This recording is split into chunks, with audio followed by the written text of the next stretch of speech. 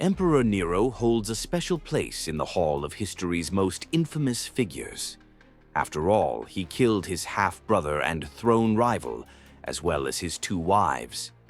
He also had his mother murdered, and after several failed attempts, his assassins managed to kill her. The emperor was also known for being a merciless oppressor of the early Christians, including Saints Peter and Paul. One infamous last scene, almost a meme, portrays the emperor playing the harp or lyre while Rome was burning. If true, all these accusations ranked Nero as one of the worst Roman emperors, but some of these accounts may be nothing but fabrications. Emperor Nero was renowned for his insanity and tyranny, including the Great Fire of Rome, one of his most vile and notorious actions. Nevertheless, whilst it was a devastating event that destroyed a large part of the Roman Empire's capital, Nero was not to blame for the catastrophe.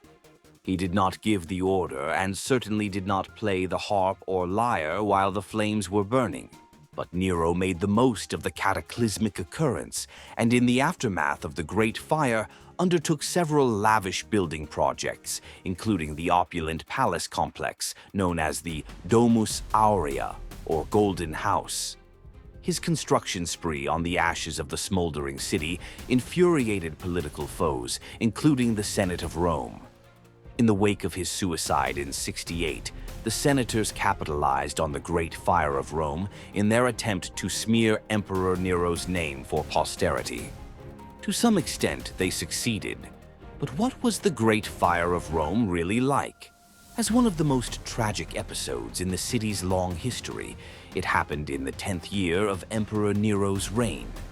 The fire started on the night of July 18th, 64, in the 11th district where the great chariot racing arena, the Circus Maximus, was located.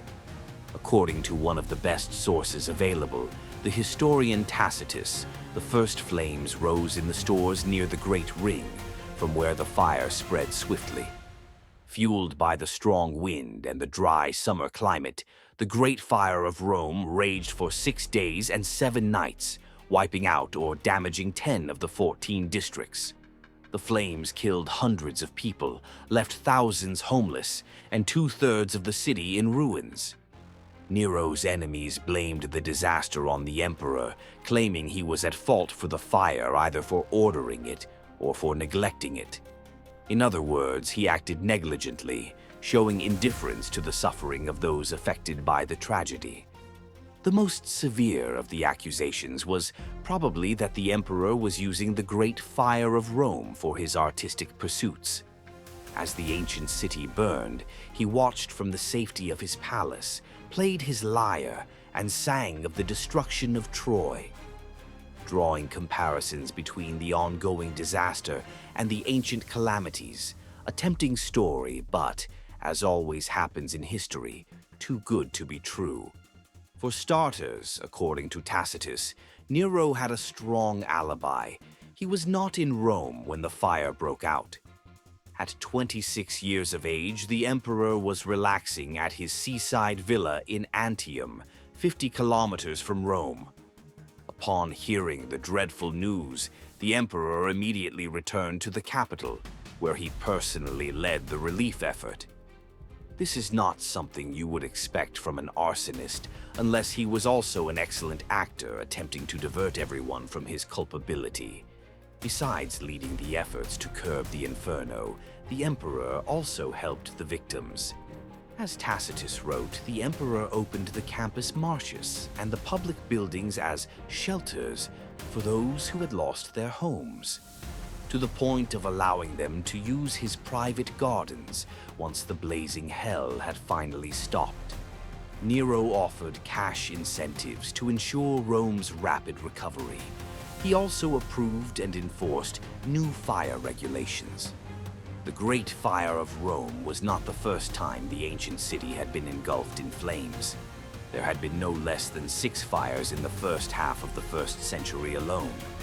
But the 64 fire was by far the worst. Nero consequently played a crucial role in averting any similar disaster in the future. Meanwhile, Nero harnessed the fire to carry out a magnificent project that he had dreamed of for a long time.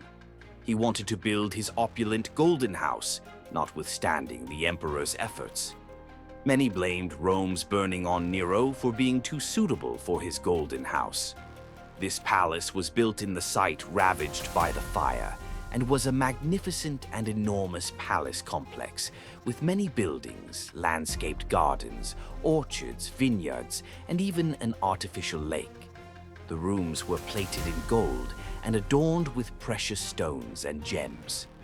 To cover such an immense expense, Nero was reportedly forced to levy new taxes and confiscate properties, enraging Rome's aristocracy. These actions by Nero further alienated him from the Senate and contributed to his eventual downfall. Ultimately, Nero's reign is remembered as one of the most controversial in Roman history, a mix of artistic genius, political cunning, and tragic infamy.